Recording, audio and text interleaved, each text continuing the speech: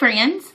Okay, so I'm going to talk to you today about ingredients and why I'm an ingredient snob. I probably should do this video a long time ago.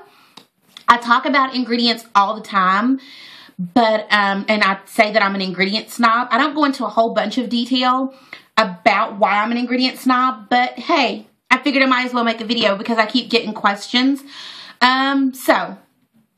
And a lot of this is going to be stuff that I wrote in the article that I did for Curl Life magazine that is a part of the Curl Kit subscription. So if you've read that article, then some of what I'm going to say, you're going to be like, oh yeah, she said that before. Okay, anyway. So let me go to the beginning. Now let me first say, this is actually the second time I've gone natural. Who knew? I did.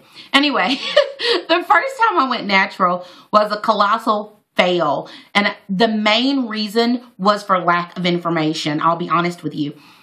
When I didn't do a transition, I literally decided I'm done with relaxers. And maybe a month or so later, I did the big chop. That was in 2002. So that was it was 10 years ago. Back then, we didn't have Curly Nikki. We didn't have all these different websites with tons of information. We didn't have all these wonderful natural hair products. We didn't have meetups in major cities and all these things that naturals have now. And I didn't know anybody that was natural. It was kind of just something I was doing on my own. So I made it about 6 months or so and gave up. The reason I'm telling you that is because I failed in my natural hair journey the first time because of lack of information and lack of research really on my part. So this time when I finally decided I had it up to here with the relaxers and I was going to do natural products and I was going to have my hair natural, the most important thing that I knew I needed to have was information. And so I transitioned for 6 months. My last relaxer was February 2011, and I did my big chop in August of 2011. So that 6-month period, I literally just immersed myself in all things natural hair, reading tons of blogs and message boards and watching YouTube like crazy, watching tons and tons of tutorials and reviews and going to a natural hair salon and consulting with a professional. I went to the Natural Hair Show, the World Natural Hair Show in Atlanta, talked to lots of the different company owners and people who are making the products to just find out more information. To me, there is no such thing as too much information. So, moving on. A lot of what I'm going to say comes from my experience with my hair. Now, I'm going to tell you right now, I am not an expert on hair. I am not a beautician. I have never been to beauty school, not even one class of beauty school. I am not a licensed professional beautician. I am not licensed nor certified in anything natural hair. What I will tell you is I am an expert on Norika's hair. There is not a single thing that somebody else can tell me that I don't already know about my hair. Well, maybe they could tell me something. But what I'm telling you is I've been living with this head of hair for almost 38 years. I have seen how different products and chemicals and all kinds of stuff affect this hair. I am the one that does my hair. I know how it's going to react. I've done my research. Norika knows Norika's hair. So some of what I'm going to say may make sense to you. Some of what I might say, you might be like, that is so not true. I know Norika's hair. I'm telling you my experiences. Anyway, so even before I decided to go natural this time, length has always been important to me. When I was relaxed, for a lot of the time, my hair was up here and I kept trying to figure out why my hair wasn't growing, And I read a lot of articles. And one of the things that kept coming up in the articles was petroleum and how petroleum was really bad. You know, back in the day, a lot of us would grease our scalps. And most of those products were full of petroleum. That's usually the first or second ingredient. Yeah, that's the same thing as Vaseline. That clogs your pores and it makes it hard for your scalp to breathe and those good oils to get down to your hair. It also causes buildup. I'm going to talk more about that in a little bit. Anyway, so even while I was relaxed, I stopped using petroleum products. And here's what's, again, Norika's experience with Norika's hair. My hair, when I quit using petroleum products, my hair went from staying stagnant at about the chin level down to here. My hair was down my back when I quit using petroleum and mineral oil, because that petroleum and mineral oil are very similar in what they do to your hair. When I quit using those products, my hair grew and it flourished and it was thicker and felt better. Even though I was still getting relaxers, my hair looked and felt better.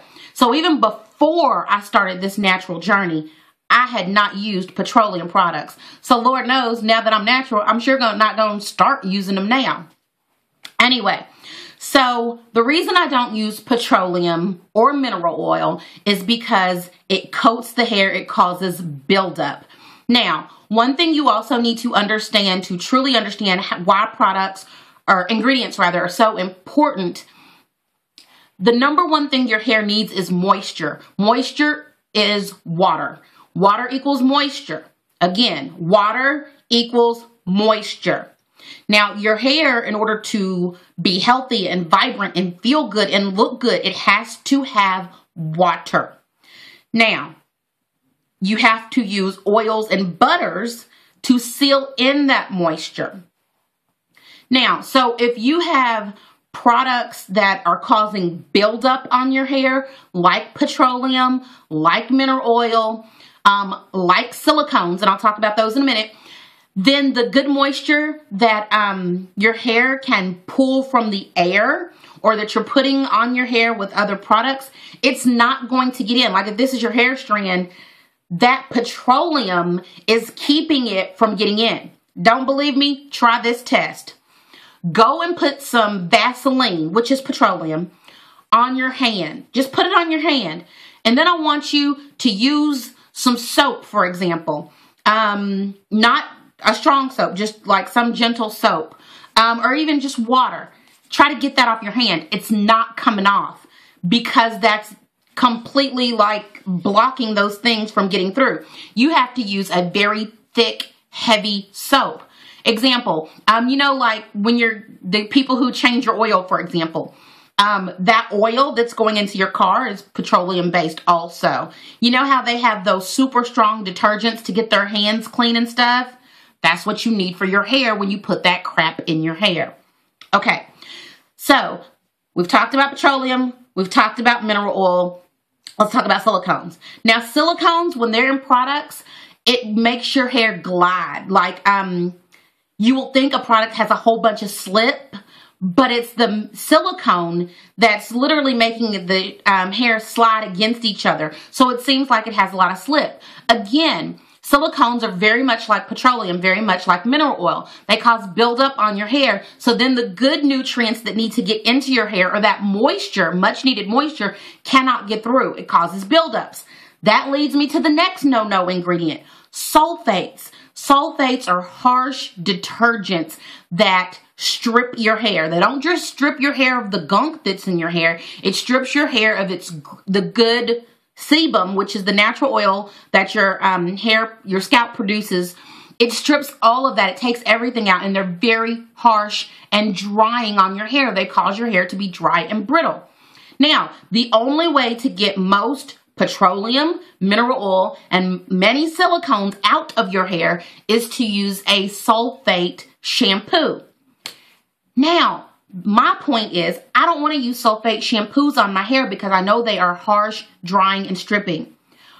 But if I put petroleum, mineral oil, and silicone in my hair, I'm going to have to use the sulfate to get it out. So it's like a vicious cycle. I don't want to use those bad ingredients because they're going to cause harm to my hair. My goal is to have natural, healthy hair that grows long.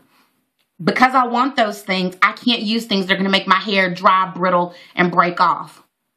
That's why I'm an ingredient snob. Now, the last one that some of you may have heard about is parabens. I actually stripped my life of parabens, both in my cosmetics, my lotions. Parabens are any word, and it's usually at the bottom of the ingredient list that ends with paraben. They have been known to, they've been linked, let me say it that way, they've been linked to cancer. This book I actually read years and years before I went natural. It's Jillian Michaels. She's from The Biggest Loser. It's called Master Your Metabolism. I learned about parabens reading this book. I actually learned about a whole bunch of really bad things that are in your food and in cosmetics and household cleaners, everything from this book. This is an awesome book if you ever read it. The things I learned from that changed my life. It changed the types of foods I buy in the grocery store. So a lot of people will say, you're so picky about what you put in your hair. Are you as picky about your food? Yes, I am. I don't buy meat, for example, that where the animals were treated with antibiotics or with hormones. I do buy lots of organic food. I read labels. When it's got high fructose corn syrup in it, which is horrible for you, I don't buy it. Trans fats, all those things that are horrible, I don't buy those things. So yes, I'm an ingredient reader when it comes to both my food and my hair, because you get one body. Yeah, so that's basically it. Those are the reasons that I am an ingredient snob and why I'm very picky about what I put in my hair. I hope I taught you a little something.